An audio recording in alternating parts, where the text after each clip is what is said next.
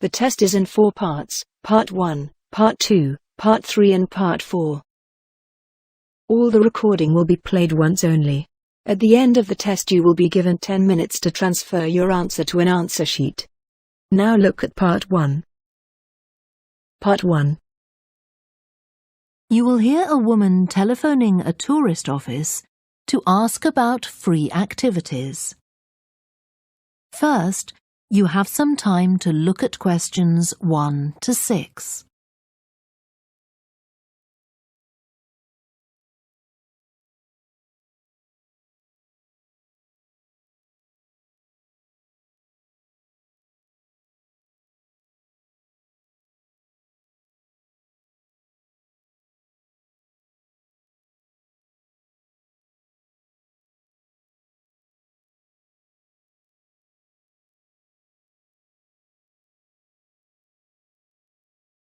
Now we shall begin. You should answer the questions as you listen because you will not hear the recording a second time. Listen carefully and answer questions 1 to 6.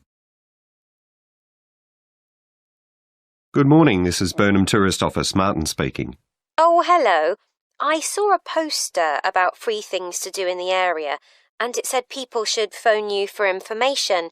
I'm coming to Burnham with my husband and 2 children for a few days on June the 27th, or possibly the 28th, and I'd like some ideas for things to do on the 29th. Yes, of course. OK.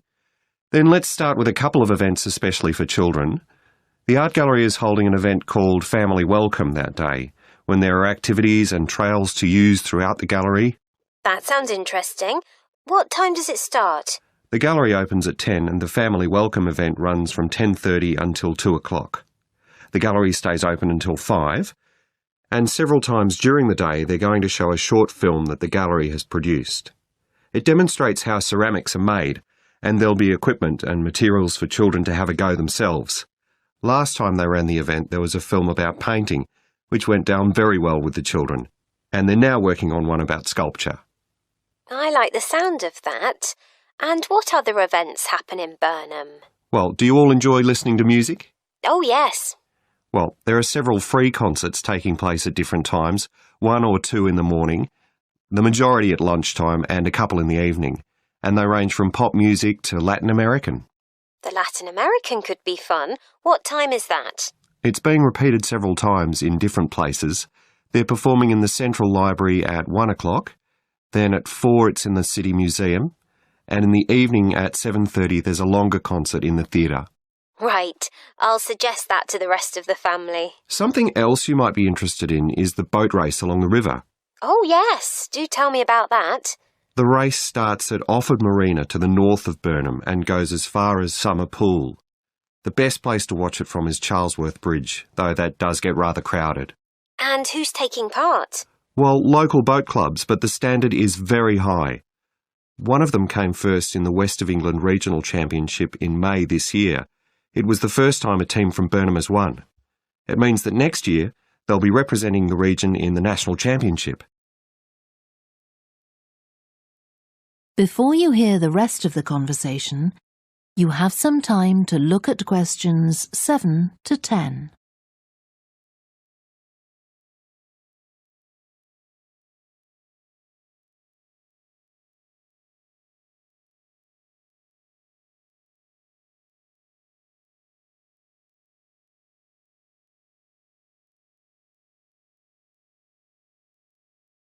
Now listen and answer questions 7 to 10. Now, I've heard something about Paxton Nature Reserve. It's a good place for spotting unusual birds, isn't it? That's right, throughout the year. There is a lake there as well as a river, and they provide a very attractive habitat. So it's a good idea to bring binoculars if you have them. And just at the moment you can see various flowers that are pretty unusual. The soil at Paxton isn't very common. They're looking good right now. Right. My husband will be particularly interested in that. And there's going to be a talk and slideshow about mushrooms, and you'll be able to go out and pick some afterwards and study the different varieties. Uh-huh. And is it possible for children to swim in the river? Yes, part of it has been fenced off to make it safe for children to swim in. It's very shallow and there's a lifeguard on duty whenever it's open. The lake is too deep, so swimming isn't allowed there. OK, we must remember to bring their swimming things in case we go to Paxton. How long does it take to get there by car from Burnham? About 20 minutes, but parking is very limited, so it's usually much easier to go by bus, and it takes about the same time. Right. Well, I'll discuss the options with the rest of the family. Thanks very much for all your help. You're welcome. Goodbye. Bye. That is the end of part 1. You now have half a minute to check your answers.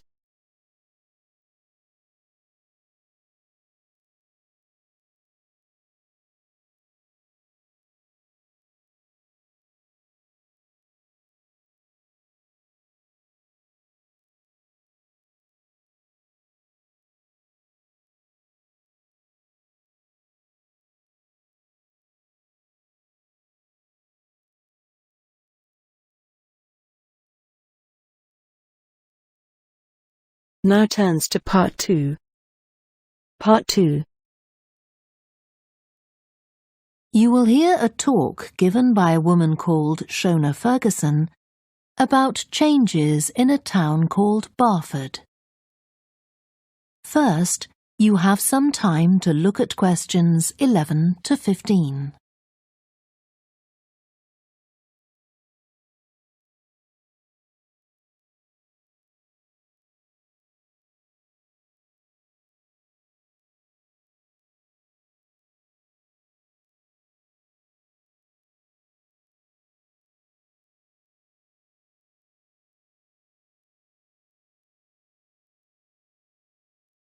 Now listen carefully and answer questions 11 to 15. First of all, let me thank you all for coming to this public meeting to discuss the future of our town. Our first speaker is Shona Ferguson from Barford Town Council. Shona. Thank you. First, I'll briefly give you some background information. Then I'll be asking you for your comments on developments in the town. Well, as you don't need me to tell you, Barford has changed a great deal in the last 50 years. These are some of the main changes.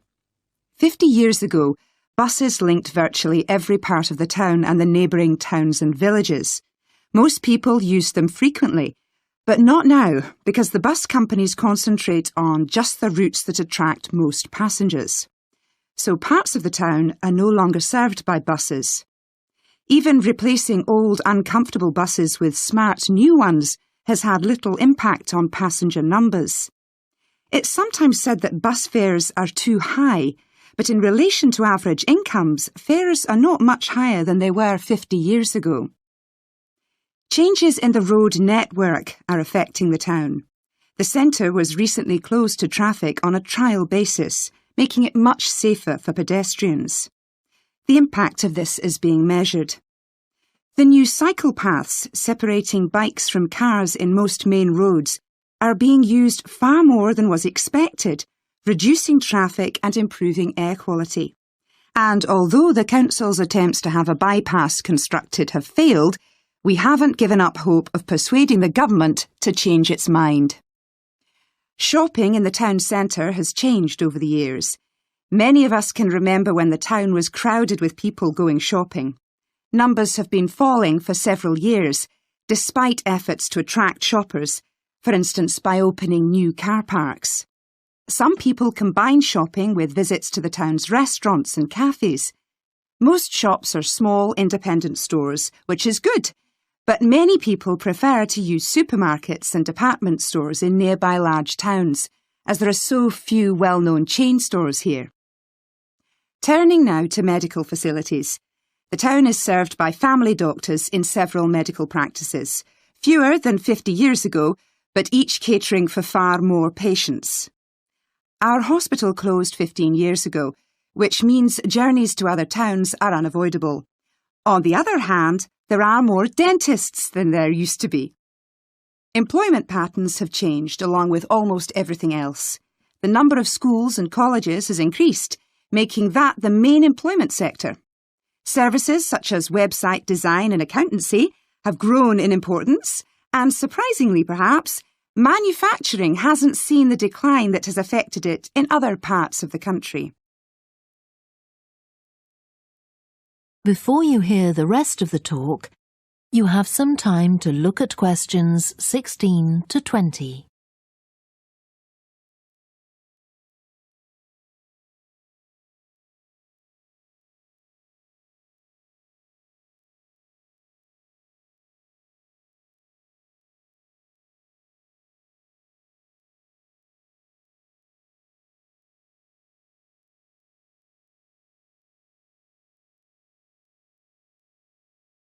Now listen and answer questions 16 to 20. Now I'll very quickly outline current plans for some of the town's facilities, before asking for your comments. As you'll know if you regularly use the car park at the railway station, it's usually full. The railway company applied for permission to replace it with a multi-storey car park, but that was refused. Instead, the company has bought some adjoining land, and this will be used to increase the number of parking spaces. The Grand, the old cinema in the High Street, will close at the end of the year and reopen on a different site. You've probably seen the building under construction. The plan is to have 3 screens with fewer seats rather than just the one large auditorium in the old cinema. I expect many of you shop in the indoor market. It's become more and more shabby looking, and because of fears about safety, it was threatened with demolition. The good news is that it will close for 6 weeks to be made safe and redecorated, and the improved building will open in July. Lots of people use the library, including school and college students who go there to study. The council has managed to secure funding to keep the library open later into the evening, twice a week. We would like to enlarge the building in the not-too-distant future, but this is by no means definite. There's no limit on access to the nature reserve on the edge of town, and this will continue to be the case. What will change, though, is that the council will no longer be in charge of the area. Instead, it will become the responsibility of a national body that administers most nature reserves in the country. OK, now let me ask you if you have... That is the end of part 2. You now have half a minute to check your answers.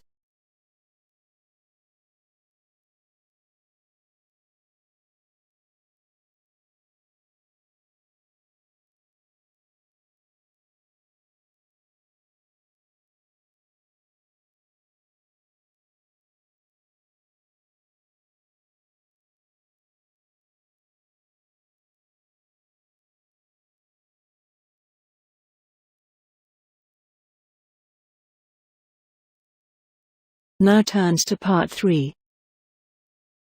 Part 3. You will hear 2 students called Helen and Jeremy, who are studying creative writing, discussing a project for their course which involves writing and illustrating stories for children. First, you have some time to look at questions 21 to 26.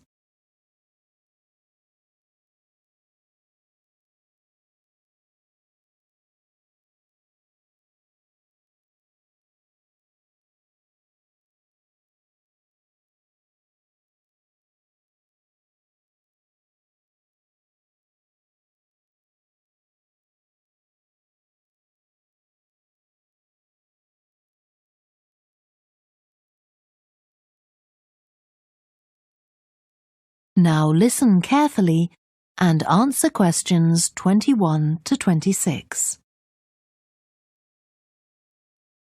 Hello, Helen. Sorry I'm late. Hi, Jeremy, no problem. Well, we'd better work out where we are on our project, I suppose. Yeah, I've looked at the drawings you've done for my story, The Forest, and I think they're brilliant. They really create the atmosphere I had in mind when I was writing it. Oh, I'm glad you like them. There are just a few suggestions I'd like to make. Go ahead. Now, I'm not sure about the drawing of the cave. It's got trees all around it, which is great, but the drawing's a bit too static, isn't it? I think it needs some action. Yes, there's nothing happening. Perhaps I should add the boy, Malcolm, isn't it? He would be walking up to it. Yes, let's have Malcolm in the drawing. And what about putting in a tiger?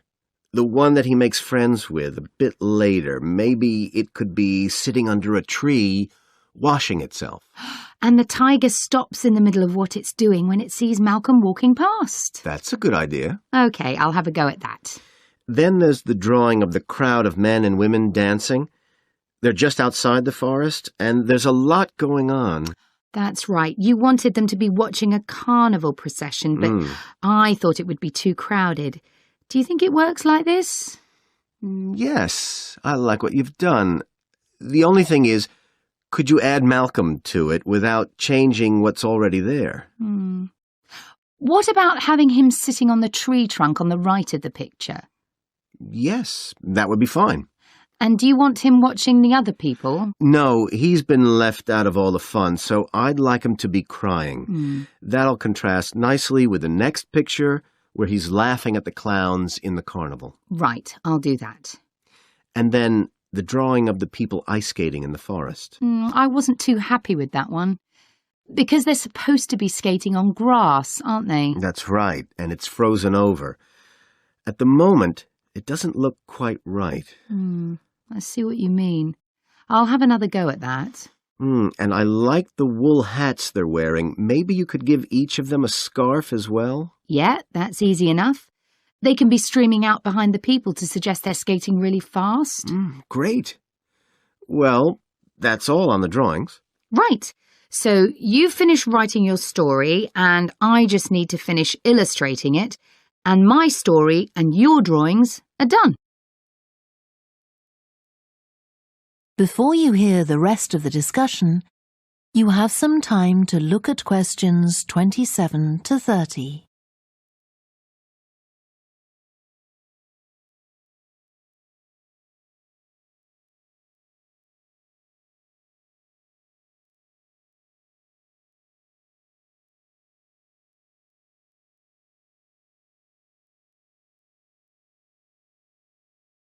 Now listen and answer questions 27 to 30. So the next thing is to decide what exactly we need to write about in the report that goes with the stories, and how we're going to divide the work. Right, Helen. What do you think about including a section on how we planned the project as a whole, Jeremy? That's probably quite important. Yeah, well, you've had most of the good ideas so far. How do you feel about drafting something? Then we can go through it together and discuss it. OK, that seems reasonable. And I could include something on how we came up with the ideas for our two stories, couldn't I? Well, I've started writing something about that, so why don't you do the same and we can include the two things? Right. So what about our interpretation of the stories? Do we need to write about what we think they show, like the value of helping other people or that sort of thing? That's going to come up later, isn't it? I think everyone in the class is going to read each other's stories and come up with their own interpretations, which we're going to discuss. Oh, I missed that. So it isn't going to be part of the report at all? No. But we need to write about the illustrations because they're an essential element of children's experience of reading the stories. It's probably easiest for you to write that section, as you know more about drawing than I do. Maybe, but I find it quite hard to write about. I'd be happier if you did it. Okay. So when do you think we can get this ready? That is the end of part 3. You now have half a minute to check your answers.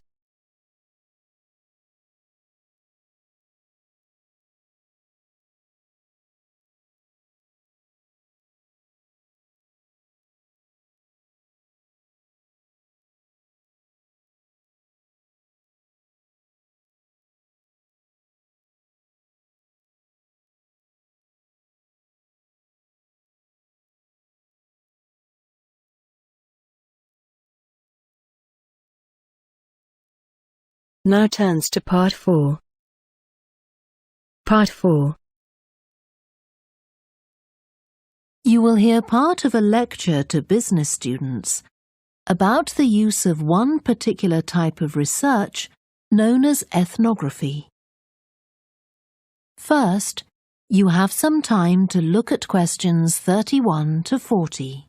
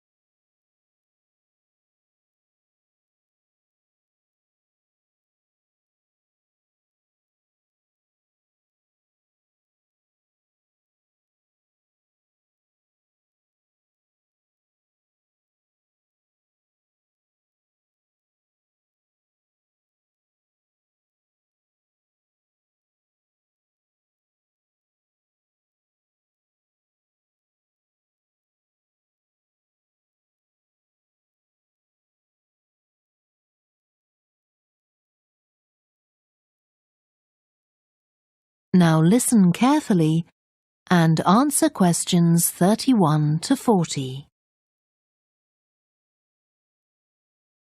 So, what I'm going to talk about to you today is something called ethnography. This is a type of research aimed at exploring the way human cultures work. It was first developed for use in anthropology, and it's also been used in sociology and communication studies. So, what's it got to do with business, you may ask? Well, businesses are finding that ethnography can offer them deeper insight into the possible needs of customers, either present or future, as well as providing valuable information about their attitudes towards existing products. And ethnography can also help companies to design new products or services that customers really want. Let's look at some examples of how ethnographic research works in business. One team of researchers did a project for a company manufacturing kitchen equipment. They watched how cooks used measuring cups to measure out things like sugar and flour. They saw that the cooks had to check and recheck the contents because although the measuring cups had numbers inside them, the cooks couldn't see these easily. So a new design of cup was developed to overcome this problem, and it was a top seller. Another team of ethnographic researchers looked at how cell phones were used in Uganda, in Africa. They found that people who didn't have their own phones could pay to use the phones of local entrepreneurs. Because these customers paid in advance for their calls, they were eager to know how much time they'd spent on the call so far. So the phone company designed phones for use globally with this added feature. Ethnographic research has also been carried out in computer companies. In one company, IT systems administrators were observed for several weeks. It was found that a large amount of their work involved communicating with colleagues in order to solve problems, but that they didn't have a standard way of exchanging information from spreadsheets and so on. So, the team came up with an idea for software that would help them to do this. In another piece of research, a team observed and talked to nurses working in hospitals. This led to the recognition that the nurses needed to access the computer records of their patients no matter where they were. This led to the development of a portable computer tablet that allowed the nurses to check records in locations throughout the hospital. Occasionally, research can be done even in environments where the researchers can't be present. For example, in one project done for an airline, respondents used their smartphones to record information during airline trips, in a study aiming at tracking the emotions of passengers during a flight.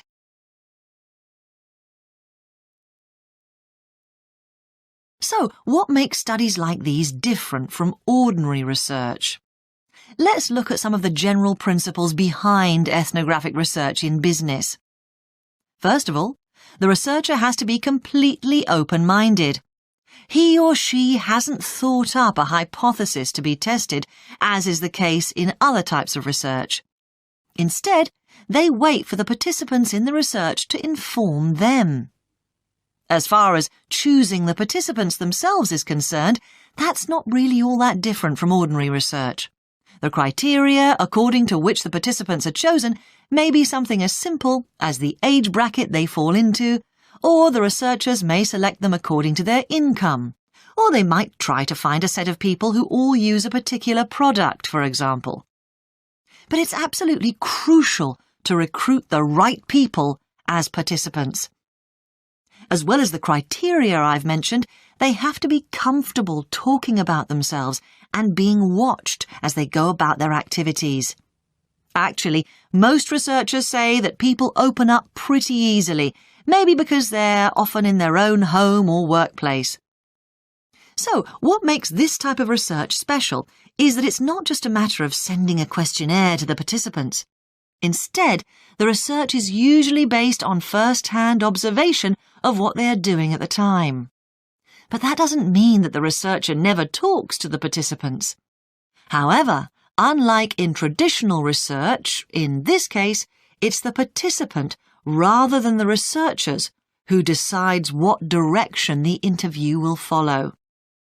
This means that there's less likelihood of the researcher imposing his or her own ideas on the participant. But after they've said goodbye to their participants and got back to their office, the researcher's work isn't finished. Most researchers estimate that 70 to 80% of their time is spent not on the collecting of data, but on its analysis, looking at photos, listening to recordings and transcribing them, and so on. The researchers may end up with hundreds of pages of notes. And to determine what's significant, they don't focus on the sensational things or the unusual things. Instead, they try to identify a pattern of some sort in all this data and to discern the meaning behind it. This can result in some compelling insights that can, in turn, feed back to the whole design process. That is the end of part 4. You now have half a minute to check your answers.